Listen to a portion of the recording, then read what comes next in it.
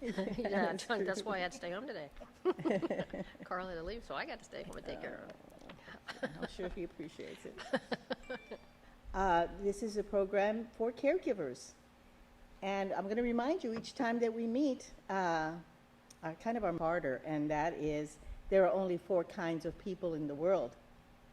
Those who have been caregivers, those who are currently caregivers, those who will. And I'm Virginia Valenzuela, one of the pastoral associates here at St. Paul's Catholic Church. We met you last week, but just in case that you're new, that you didn't watch us last week, this is a program that we do every other Thursday. And again, I'm one of the pastoral associates, and I was Jennifer to just tell us who she is. Welcome back, everybody, if you're coming back, and welcome if you're here for the first time. I'm Jennifer Smurl. And I'm Michelle, and I'm another one of the pastoral associates, and I'm a caregiver for my dad and also an elderly friend that I have. Oh, great. I'd like to remind you a little bit about what the focus is or the theme of our presentation or our program each Thursday when we meet, and that's yourselves and what you need to know. Those of you who take care of your parents or a sibling or a spouse or, an adult child, all of you are caregivers. We also want to provide caregivers with resources because we know many times caregivers are isolated. You may not know who to go to or where to go for if you have some problems or a crisis comes up or some situations come up that you really need some help. So our hope is that we provide you with different kinds of resources. One of them that just came across my desk the other day it came from the Rosalind Carter Institute for Caregiving, and it's sponsoring a virtual training. It's called We Are Caregivers, and it's next Tuesday, September the 29th from 1 to 2 p.m. Now, this is virtual, so it's online. The training is geared towards family and friends caring for a loved one. This has a special focus on military families, but I'm sure it'll help others. Now, we can give you the link as well, or email us, and we'll send you the link. And speaking of resources, as we promised, the focus of tonight's presentation is on helping caregivers, especially. As many of you know, Michelle Bernie. So tonight she's taking off her pastoral associate hat and putting on her attorney hat to talk to us about those documents that we all need to prepare for our life's journey. For those we love and care for, as well as for ourselves. Let them know what you want after we're gone or when we're unable to do for ourselves. So before Michelle gets started, I want to just remind you if you'd to send in any questions or comments that you may have. And Marcus, who's our friendly camera person, say hi, Marcus. Hello. I had to turn up the microphone. Okay, all right, there's Marcus. He'll relay them to us, and we'll try to, answer those as much as we. So, Michelle, it's all yours. Okay. So I'm glad to be here with you tonight, and I told Virginia and Jennifer that if I talk too much to slow me down or to stop me. There's a lot of great information, and my heart's really in this, and I always want to make sure that everybody has the information that they need. I've seen too many people who've been in situations where they didn't have the proper documentation and all the problems that occur when they don't have that. So today, after somebody dies, but my emphasis is mostly going to be on what we call ancillary documents that you need anytime something happens to you and you need some kind of help. So for all of us that are caregivers, those documents that you need to be able to take care of somebody. And there is a State Bar of Texas link that you can go through, and I think Virginia had it or is putting it out, and you can go on that link and it takes you to a free pamphlet that the Texas State Bar has, and it's on a document that's called the will or not to will. The emphasis more on that document or the little booklet is about, but it also talks briefly about some of the documents that I'm going to mention to you tonight. We can't always assume that just because we are related to an individual that the doctors or whoever is going to automatically let us take care of things, or like go into a bank to take care of a bank account just because we're the daughter, mother, sister, brother, because again, the doctors, the banks, they don't know what your relationship is. And you could be there to wipe out their money, or you could be there to pull the plug. So they have to cover themselves. So every person needs these documents that I'm going to tell you about. And she was in a car accident, and she had a very badly dislocated ankle. And these are the kind of documents I needed to be able to do things for her, because she was an adult, and she is an adult. And of course, once your child turns 18, if you go to university, if you go to a doctor, anything, they're going to tell you, whoa, mom, this person's an adult now, and they have to be able to make these choices and decisions on their own. So they don't have to listen to anything you say. So the first document I want to talk about is called a statutory durable power of attorney. Don't worry if you don't get all these big names. Finances for the person that you're going to be taking care of, whether it's your spouse, your children, your parents, whichever it is. And you want to make sure everybody has these documents, including yourself. For this financial power of attorney, you can have it done in one of two ways. You can have it where it becomes effective immediately, so that you can help that person with anything, or you can have it, it only comes into use when they are incapacitated. Now, sometimes you can have a divergence on what somebody considers, incapacitated. You may have to have a doctor that says, yes, they're incapacitated. But it can be something as simple as they have a broken leg and they can't get to the hospital, they can't get to the bank to write the check, to pay their bills. So it's one way. Some people will go ahead and put another person on their bank account, but some people don't feel comfortable with that. So whoever you decide to have put on your statutory financial power of attorney, you need to make sure is that person that you really, really trust with everything that you do. But the nice thing about the power of attorney, too, is you can keep it limited if you want. You can say it's only for a certain amount of time or for only certain things. And it has a list of several different options. If you only want them to help you with their Social Security things, if it only has to do with real estate, if it only has to do with the bank account. So you can decide which ones you want them to help you with, or if you feel comfortable with that person, you can allow them to do everything. And I mean, they have the bottom one is, okay, they can help with everything. Then you can also mention an alternate person on there in case that person cannot or will not do it for some reason. Now, again, with any of these documents, you got to make sure that they do. And in the case of where, let's say that you do have an elderly friend or something like that, they have no other family, they need to look to somebody to help them with that, that's especially a circumstance where you have to make sure that you feel comfortable taking on that position and that they feel comfortable with you taking on that position also. So it's the number one important document that you need to have. And just for all these documents I'm going to mention, and even for a will, sometimes people are like, oh, well, I don't want, I have Janie and Jimmy, are my son and daughter, and I don't want them to feel, left out, so I want them both to be the power of attorney. Don't do that, okay? Mention one person and then have an alternate, and in lots of times in family situations that will work out a lot better, because otherwise if they start getting in a fight about something, then a decision can't be made and nothing can be done, and you don't want that. So you make sure that the first person that you have is the person that you really trust to take care of your situation for you, and then who after that would you decide to do that? Can I ask you if when is an alternate used? If something happens to the first person? Only or? if the first person cannot or will not. That's always the way that they explain it, that the first person cannot or will not do it. That can be that, for example, they died, so then you have the second person. Right. Or, they will not do it at that time for some reason or another, that they won't be involved in it. So it can be for different reasons, but you always want to go ahead and have an alternate, just in case in all of these documents you're going to mention an alternate. And for a financial power of attorney, you don't want too many people handling your finances, so I would really only recommend that you have the first person and then you have the alternate person. Now, with that being said, with all these documents, also to include your will, you always want to look at them, say, every 5 years, and or if you have a significant life event. If you have a death, if you have a birth, if something that's going to change your situation, at least every 5 years you should be looking at these documents. Is this the way that we still want it to have? Are these people still alive? Are these people still capable of doing that? Because again, going back to the situation with my daughter, if she had named me as being her person for her documents, and then as we go on and I get older, I may not be quite able to do that, and she may be able to name somebody else. Are you saying that even in a will, I mean, to look at that every 5 years? Every 5 years. And Every 5 years, look at it. Doesn't mean you have to change it, but every 5 years you want to look at it.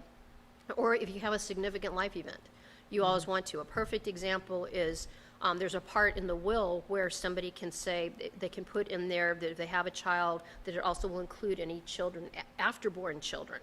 So they can put that in there, but of course it doesn't name the children in that document. So that's why you would want to go ahead and if you had another child, you'd want to maybe go ahead and consider redoing the will then, or if you know you're still going to have some more kids, you don't want to do it every year, but maybe after a while you'd go ahead and add those kids in. Because again, when you're talking about kids, you're also going to say who do you want them to be the guardian of those children if something happens to you. So there's a lot going on in these documents. So Could you speak a little bit to, I know that when you talk about a will especially, or even any of the documents, that most people will say, well, that's, when I get older, or, probably it's the older people that would come to you for a will. oh yeah, more so. But what age would you recommend that people Truthfully, develop I a would will? really consider that once you become an adult, that you should consider doing a will. It may be a simple will, and these documents especially, all those, because again, you're an adult. So you're the only one that can speak for you unless you give permission for somebody else to do it. I've done several young men and women that have gone into the military. So before they've gone into the military, they've gone ahead and gotten their wills done. But especially if you end up having any property, if you buy your first house, if you have any children, you should make sure that you do that. So especially in those two instances. But I would definitely say, and I've done it, I have families that come to me, and the minute their kids turn 18, they have me do these documents and their will for them, so they've got that. So anywhere in between there. But most people will want to say, oh, well, I can wait, I don't have to do it now. We don't ever know what life holds for us. And remember, too, that when you're doing these documents, you have to be of sound mind to do that. So God forbid something happens to you, car accident or whatever, and you can take care of you. I guess I'm reminded of a case that years ago, Terry Schiavo or something, that case was a famous case where I think the husband, she didn't have a will, I guess, and the husband wanted to take her off life support, and her family didn't want, so there was a Right. big court fight over that. Is that correct? Right. It went on for Yes, it was terrible. It was a terrible, terrible case. And just another So- reason. And she was pretty young Yeah, she when was this very, happened, she was too. young. But when you're looking at a case like that, that's like if we have time later and we talk about this, when you have a will, you die intestate. That means you die without a will. If you die without a will, then there's a certain way that everything is distributed.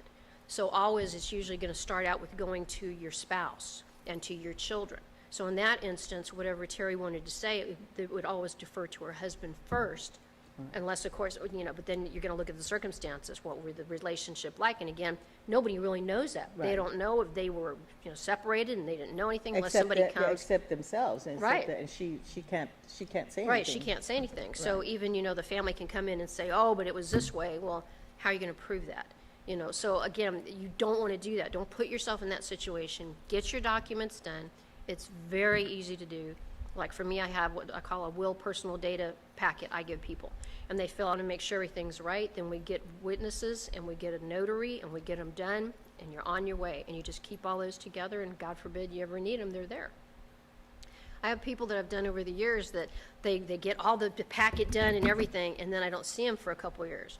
And then they'll see me somewhere, and the first thing they do is like, oh, it's like, They see don't, you I coming. didn't say anything. It's up to you. You know where I am. You know that I can help you with this, so it's up to you. But everybody should have all these documents. So that was the financial power of attorney, like I said, is first of all, that's one that you definitely want to have for all situations.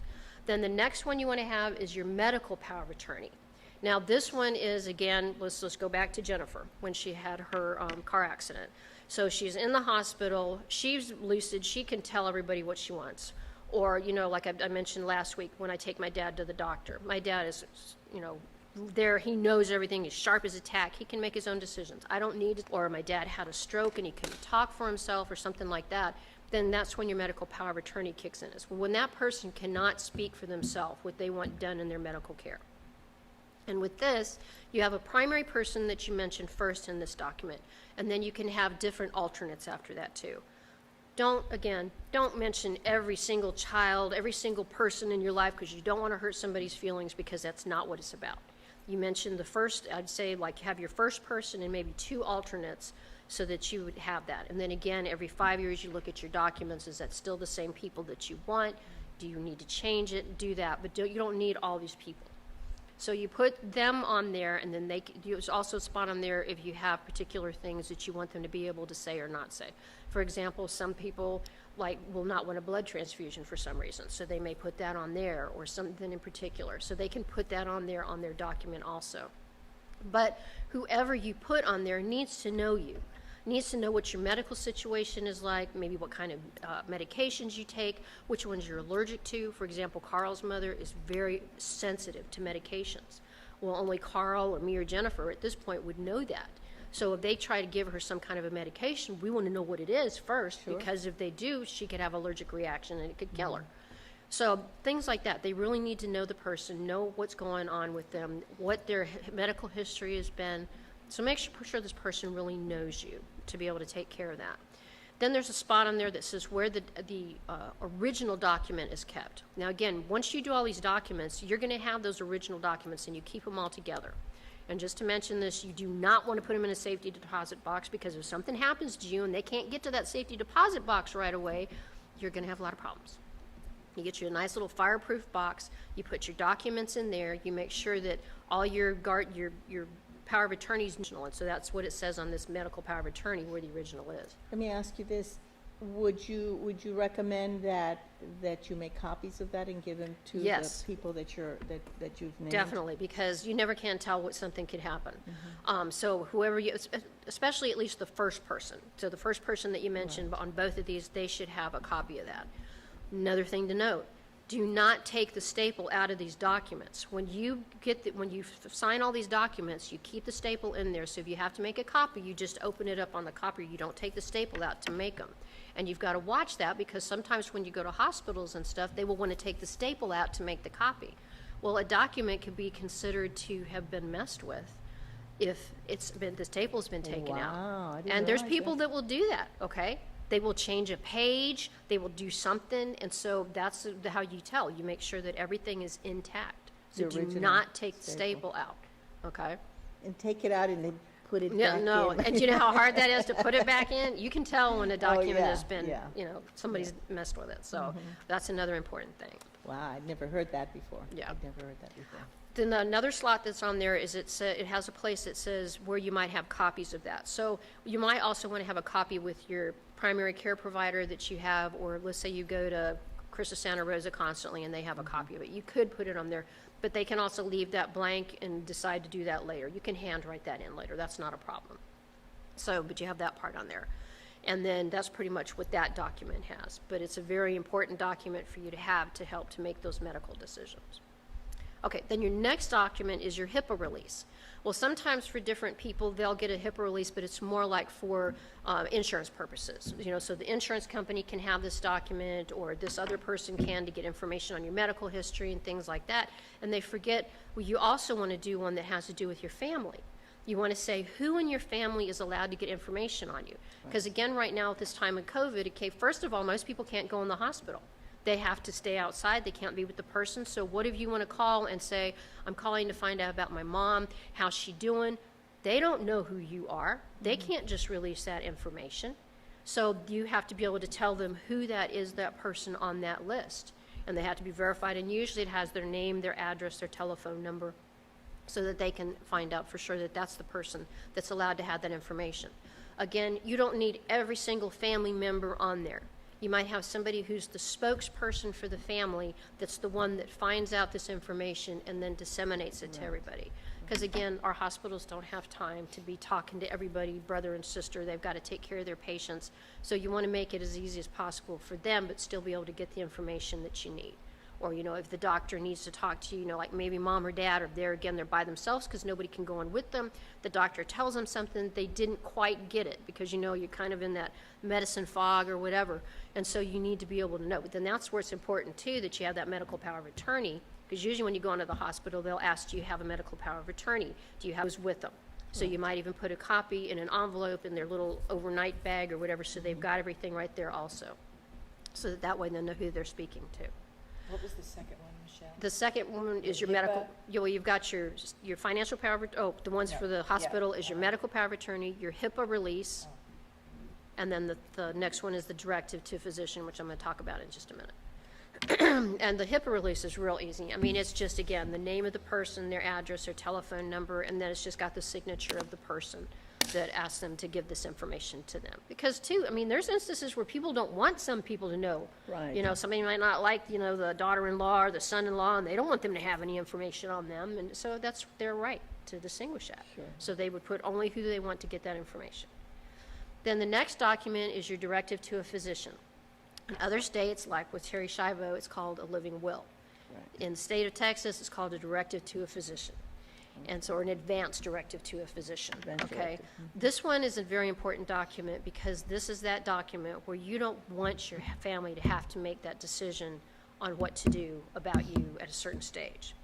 And it covers, there's two areas that it covers specifically. One of them is if you have a terminal condition like cancer, and you know that you're gonna die within like 6 months, that it's for you to decide, do you want them to just keep you comfortable, or do you want them to take every life-sustaining measure possible? Again, most people want to just be kept comfortable, but I have had it. I had one gentleman where he had actually died and they brought him back to life. So he was one of those guys that was like, every life-sustaining measure that there is out there, you just keep trying to get me alive.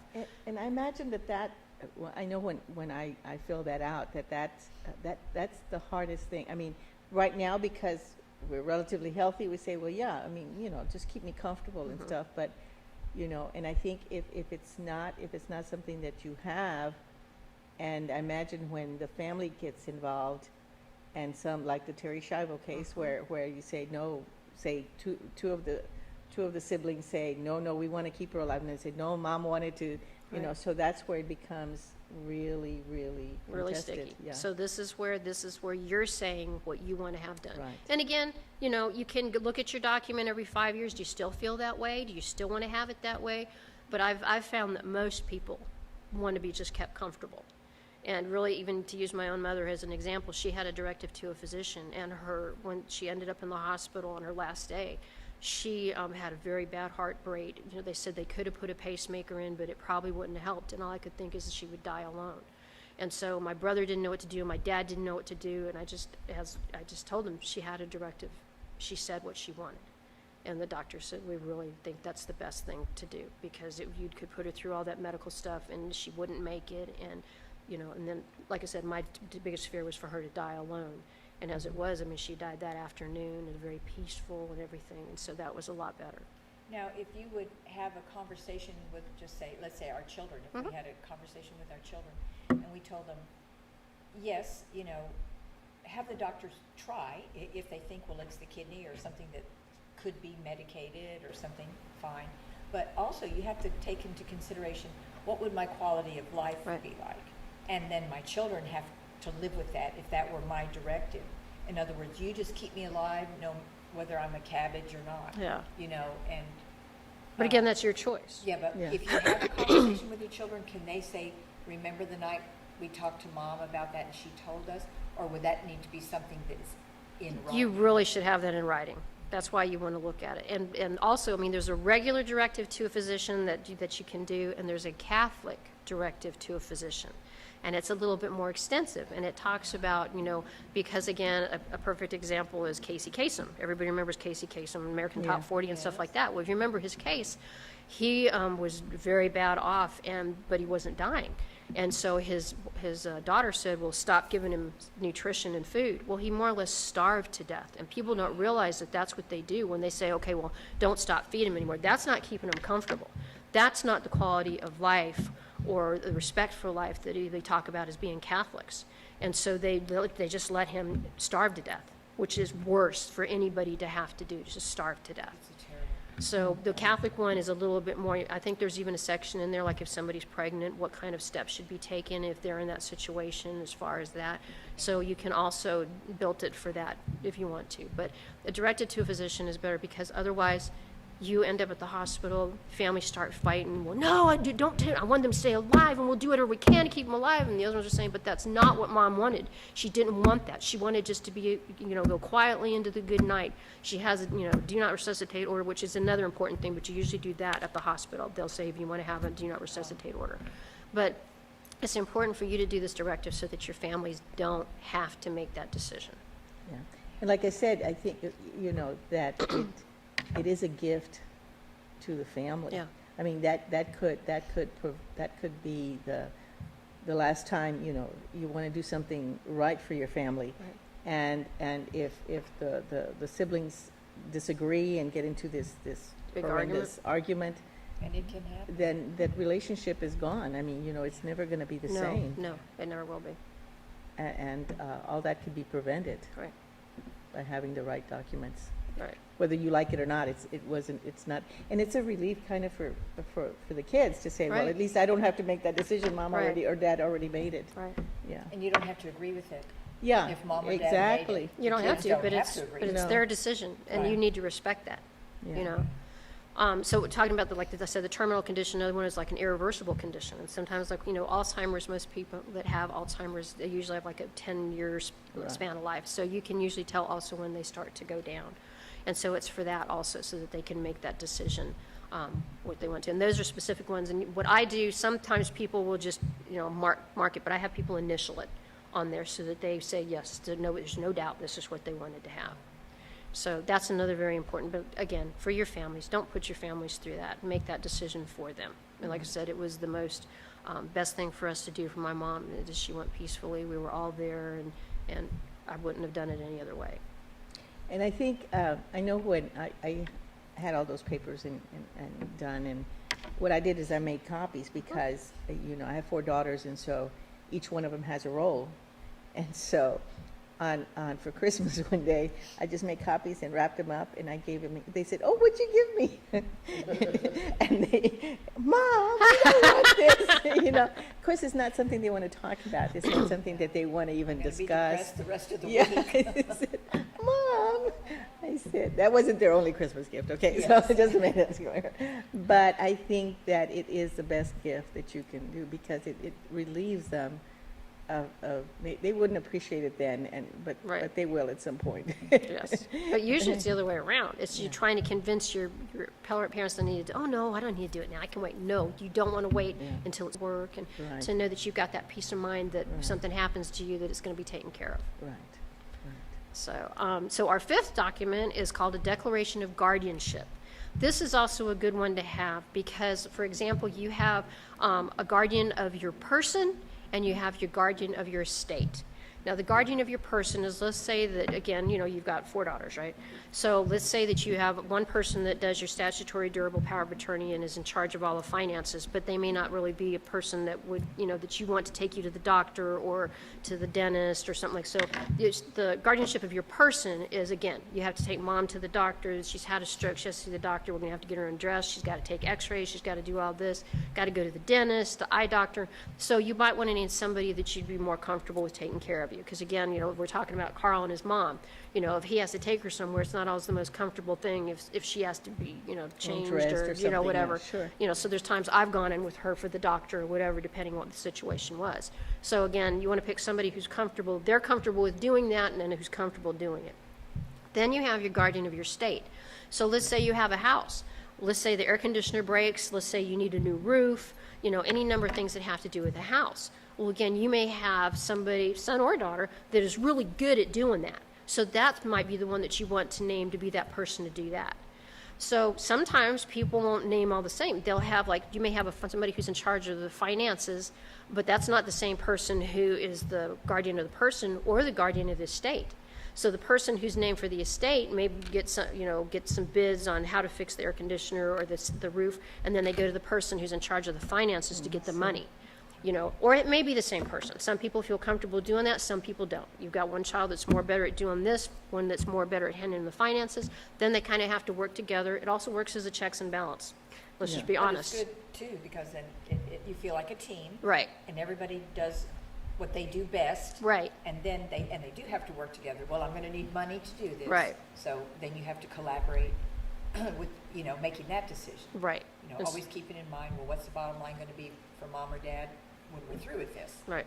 Are they still gonna be okay? Are they gonna be able to have Right. the care they need? Right, and so that's the most important thing with that. And then the guardian, because you've had situations too where you have brothers and sisters, and maybe let's say one of them is a nurse. Well, they know all the medical stuff, if God forbid the person had to go in the hospital, but again, depending on their job, they couldn't take them to the Right. doctor or the dentist or whatever, but you've got this other person that can. And so then if any medical decisions have to be made, then they would call that other person. Right. So again, we don't need to name every single kid to make everybody happy because we don't care.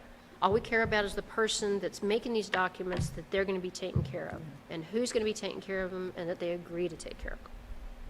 Okay, so again, 5 documents: your statutory durable power of attorney, which is your financial power of attorney, your medical power of attorney, your HIPAA release, your directive to a physician, and then your declaration of guardianship. Now, these are the documents that you need before you die, okay? And let me ask you this. You need to go to an attorney to get all those, or you? Yes, there's, we'll just go on LegalZoom and we'll do